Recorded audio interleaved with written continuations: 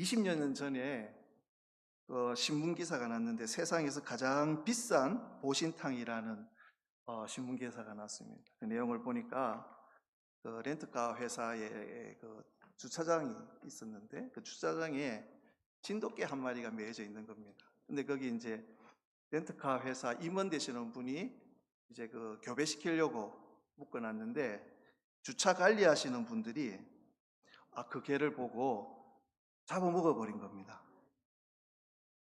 근데 문제는 뭐냐, 그 개가 순수 혈통을 입증하는 5대 족보까지 있는 천연기념물 53호 순종 진돗개 암컷이었다는 거죠.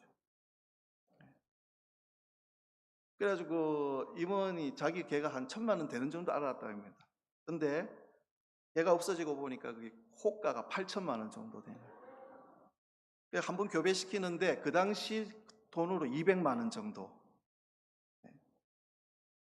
이름도 참미더라고요. 아마 믿는 분인지 모르겠는데. 그러니까 모르고 잡아먹었던 사람들이 얼마나 힘들었겠습니까? 그러니까 이 개한테도 이 족보가 그 큰 가치를 부여하는 가장 중요한 존재가 되더라는 겁니다. 하물며 우리 사람에게는 얼마나 더 큰 가치가 있겠습니까? 이렇게 족보와 계보의 중요성은 성경에도 계속 등장하고 있습니다. 창세기에도 수많은 족보가 등장하고 있고, 오늘 우리가 함께 본 말씀에도 이 예수님의 족보가 등장합니다. 오늘 본문에 보니까 오늘 본문은 마태복음 서론에 해당하는 부분입니다. 아브라함과 다윗의 자손으로서 예수 그리스도의 족보를 이야기합니다. 우리 성도님들이 보면 신년 되면 항상 이제 성경을 읽을 각오를 하지 않습니까? 그래서 성경 읽기를 결심하고 이게 창세기부터 이제 보려고 하다 보면은 또 너무 부담스러우니까 이제 신약을 그냥 넣어서 신약을 한번 보자.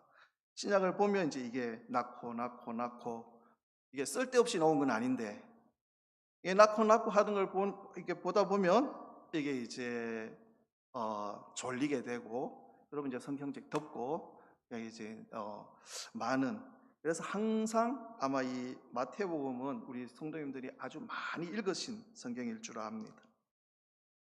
그런데 왜 이렇게 따분하고 어려운 족보를 이 마태는 자기의 복음서 앞에 가장 먼저 다루었을까? 그 이유가 마태복음이 1차적으로 유대인들을 대상으로 쓴 복음서였기 때문입니다.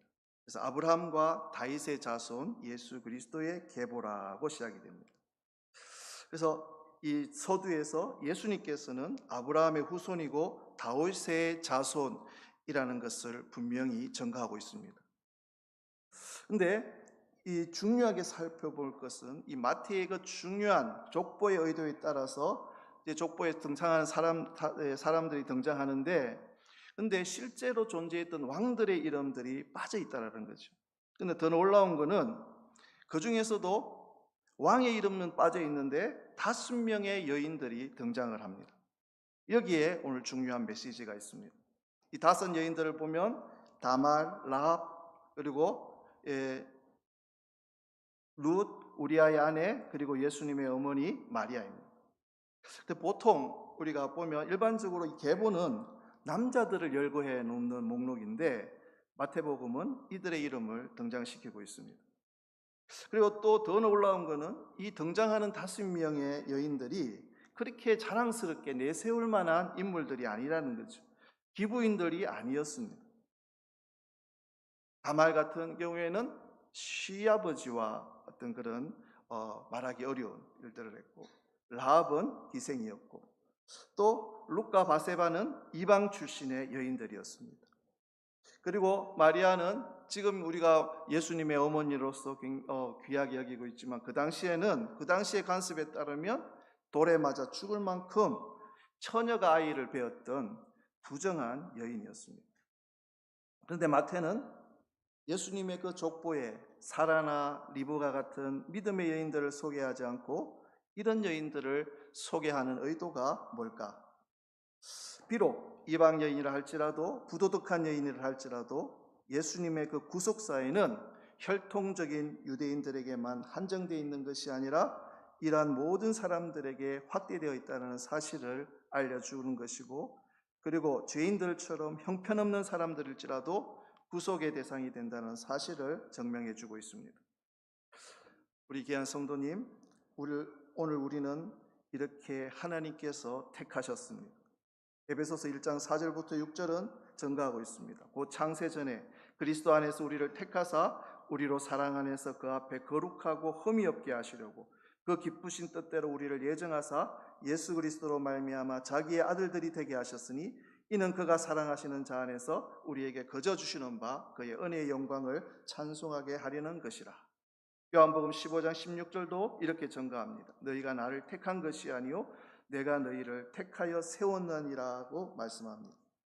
이러한 하나님의 그 선택과 은혜는 나의 공로, 나의 삶의 성과, 우리의 가치관, 우리의 삶의 열매와는 상관이 없이 오직 전적인 하나님의 선택함과 강권에 있습니다.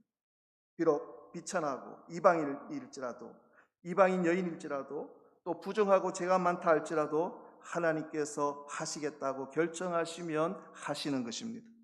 택하시고 움직이게 하시고 변화시키는 것이 오직 하나님의 능력입니다. 바로 이러한 신비와 놀라운 사랑의 택하심을 입은 자들이 바로 저와 여러분들일 줄 압니다. 그리고 오늘 족보에 등장하는 5명의 여인들입니다.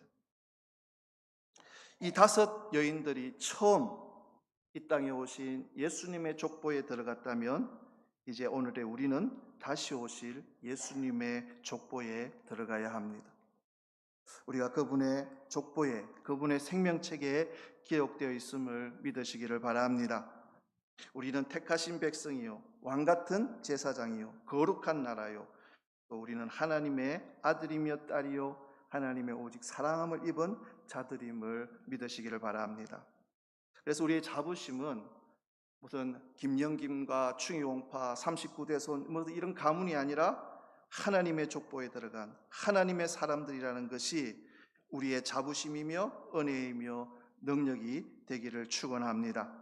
사랑하는 성도 여러분, 오늘 마태복음에 등장하는 5 여인들뿐만 아니라 족보에 등장하는 모든 사람들 그 면면을 보면 다 흠이 있었고 문제가 있고 큰 실수를 했던 사람들이 대부분입니다. 그런데 중요한 것은 바로 그런 사람들을 통해서 우리 주님께서 오셨습니다. 우리의 삶도 마찬가지입니다. 우리의 삶 속에 주님께서 오실 것입니다. 나의 행적과 신앙적 완성도가 중요하지 않습니다. 주님은 그냥 나에게 먼저 찾아오셨고 우리에게 다가오셨습니다. 나에게 오신 주님께서 이제 나를 통해서 나의 가정에, 나의 직장에, 나의 자녀들에게, 나의 사랑하는 모든 사람들에게 임하실 것이라는 사실입니다.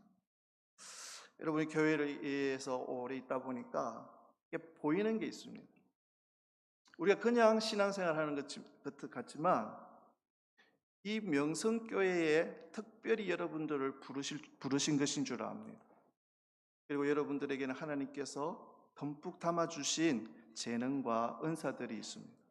보니까 그 교회 역사의 일부분을 감당하게 하시더라는 겁니다. 여러분의 소명이고 사명이라는 거죠.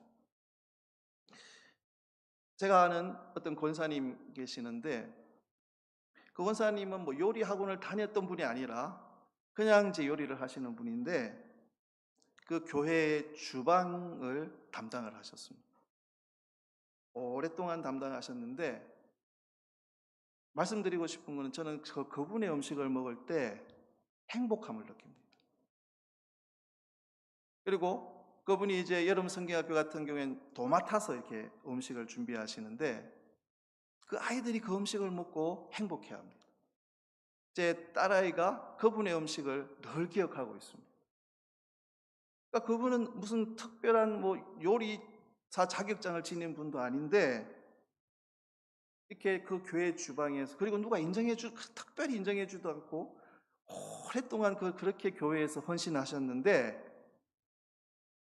그분 이제 내려놓을 때 뭐 교회에서 특별히 축하를 받거나 그분의 어떤 그 헌신을 막 칭송해 주거나 한 게 아니라 그냥 자의반 타의반 그렇게 그 자리를 이렇게 내려놓으셨는데 이름 없이 빛도 없이. 그런데 그분의 음식을 먹은 사람들은 행복감을 느끼고 교회에 오는 즐거움이 있었다라는, 아무 일이 아닌 것지만, 여러분 또 어떤, 제가 예전에 장성포교회라는 교회를 간 적이 있습니다. 제가 한동안 기도도 안 나오고 찬송도 안 나오고 짐을, 서울에 있다가 짐을 싸가지고 거제도로 내려갔는데, 그래도 이제 목사라고 교회를 이렇게 찾다 보니까 그 바닷가 옆에 벽돌로 지은 이렇게 교회가 있더라고요. 그런데 들어가려고 보니까 기장인 거예요. 기장, 기독교 한국 장로회. 저는 기장에 대한 좀 나쁜 선입견이 있습니다. 안 들어가려고 했는데 다른 데가 없으니까 들어가 보니까 그런데 기장 그 측도 막 찬양하는데 방언을 하고 뭐 이렇게 다 하시더라고요. 근데 그냥 들어갔다가 나오려고 하는데 어떤 권사님이 제 팔을 탁 잡으시는 거예요. 저는 그 느낌을 지금도 잊을 수가 없어요. 탁 잡으시면서 밥 먹고 가라고. 그 딱 붙잡힌 그게, 제가 그때는 주일만 가려고 갔는데 주일날 예배를 출석하면서 주일 오후 예배도 참석하게 되고, 그리고 수요일 예배도 참석하게 되고, 금요 철야 기도에도 참석하게 되고, 새벽 기도회까지 참석하게 되고, 새벽 기도 가서 기도하면서 그동안 나오지 않았던 찬양이 내 입에서 흘러나오게 되고, 기도하게 되고, 이렇게 회복되는 그 한 번 그 잡아주신 그 권사님의 팔. 여러분, 그분은 그 교회의 한 부분을 담당하시는 분인 줄 압니다. 여러분, 우리 교회는 제가 보니까 인상부자예요. 인상부자. 인상 좋으신 분들이 굉장히 많으신 겁니다. 저도 인상 좋다는 말을 좀 듣는데 명함을 못 내밀겠어요. 여러분, 그런 좋은 인상으로 누구든지 우리 교회에 올 때마다 보니까 우리 권사님이 지금 저 앞에서 맞이하시는데 그냥 무뚝뚝하게 안 맞이하시더라고요. 팔을 벌려서, 때로는 손을 잡고 흔들면서. 여러분, 그러면 그 교회 오는 즐거움이 어디에 있겠습니까? 교회 왔을 때 그렇게 좋은 인상으로 손도 잡아주고 허그도 하시더라고요. 안고 반가워하시고. 여러분, 우리 교회는 그런 교회입니다. 그래서 보면 하나님께서, 제가 말씀드리는 것은 은사, 재능들을 담뿍 담아주셨는데, 그리고 다는 아니지만 보기만 해도 좋은 분들이 우리 교회는 있습니다. 여러분, 하나님께서 우리 교회를 위해서 그렇게 좋은 은사, 재능들 담아주시고 우리 교회를 지켜나가고 세워나가라고 하셨는데, 하나님 그 소임, 그 직임을 잘 감당해서 우리 교회가 좋은 교회, 복 있는 교회, 즐거운 교회로 아름답게 세워지기를 축원합니다. 또 우리 유리에게 예전돼 보니까 오늘 얼마나 든든하고 멋있습니까? 우리 명성교회 역사에 그 복된 이름을 새기시기를 축원합니다.